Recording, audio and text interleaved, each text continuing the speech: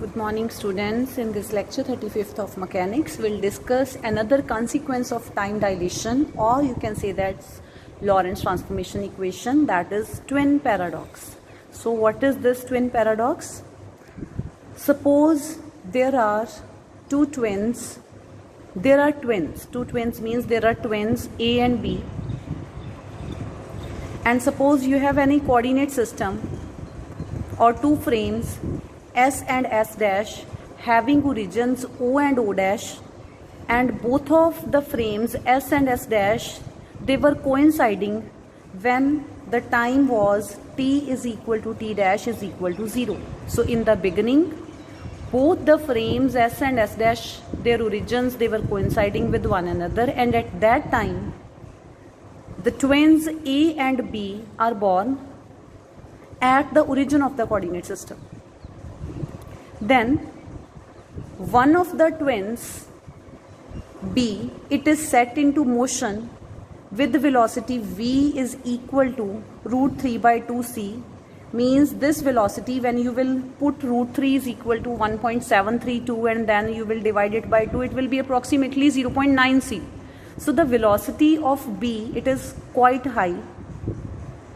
So this B is in frame S dash. It means when S dash frame, it starts moving with the velocity root 3 by 2c with respect to frame S. Actually here frame S dash is brother B and frame S is brother A. So when this brother B, it will be set into motion with this much velocity with respect to the brother A. And then suppose that this brother B, he travels for 10 years as measured by his own clock. So this is by his own clock means ये जो clock है वो जिस spaceship में brother B जा रहा है उसी spaceship पे ये clock है. जो जिस spaceship में brother B गया space में, उसमें जो clock है उस clock पे जो time है वो 10 years है. सो जो ब्रदर बी है वो उसी के फ्रेम में जो क्लॉक है उसके 10 इयर्स के अकॉर्डिंग वो ट्रैवल करने गया. और कहाँ तक ट्रैवल करता है वो? बी पॉइंट से सी पॉइंट तक, एंड देन सी पॉइंट से वो क्या करता है, वापस आता है. So then he returns back with the same speed to twin A. So first of all, suppose this is one coordinate system. At time t is equal to t dash is equal to 0, both S and S dash, they were coinciding with one another, and at the same time here A and B twins are born.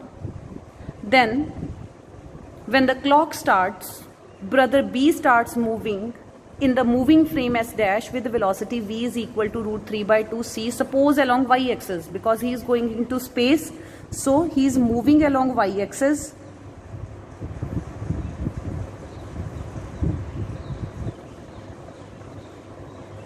So A is still here, but B has moved and it has reached this point. Suppose this point is C. And on reaching C, it will return back.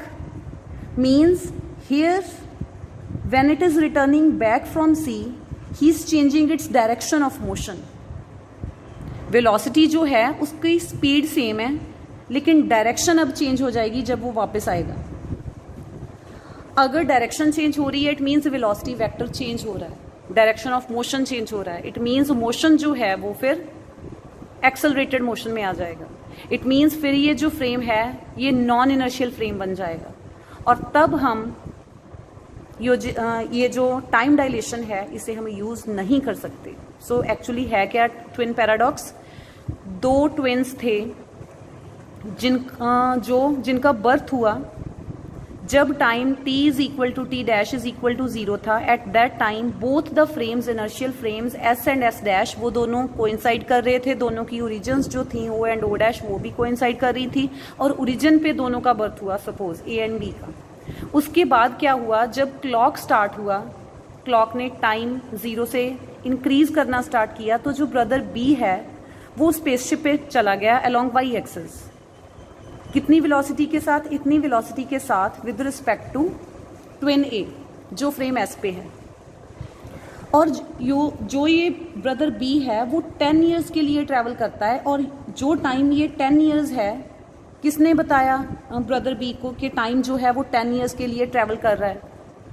जो उसी के spaceship में जो clock है उसके according जो time है वो 10 ईयर्स के लिए ट्रैवल कर रहा है, और 10 ईयर्स के बाद वो इस पॉइंट सी पे पहुंच जाता है, और आफ्टर रीचिंग पॉइंट सी उसने अपना जो स्पेसशिप है वो वापस ट्विन ए की तरफ जो है टर्न कर लिया।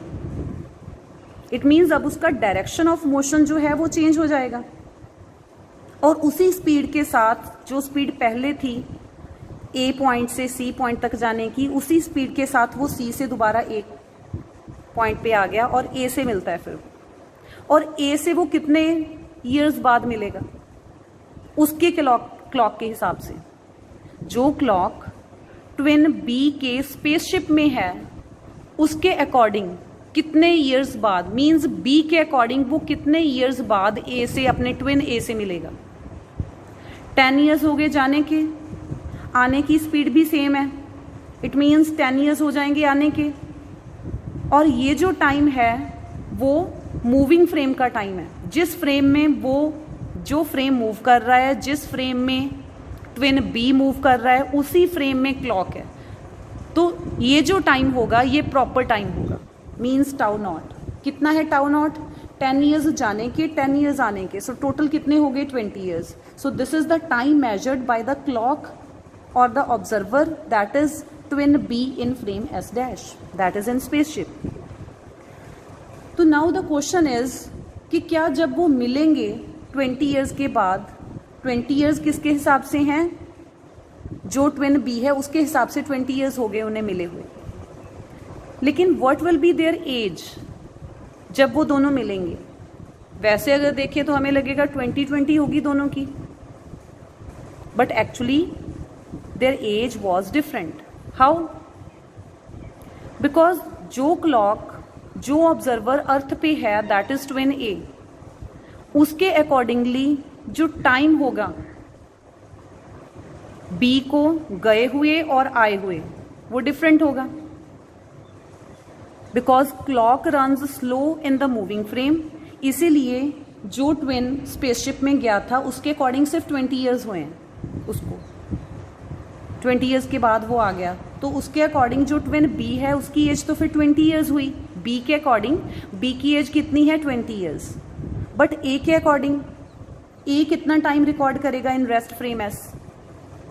Tau is equal to tau naught upon √1 minus v square by c square. By using this formula when you will put this v is equal to √3/2 c, and when you will put this tau naught is equal to 20 years, it will come out to be 40 years.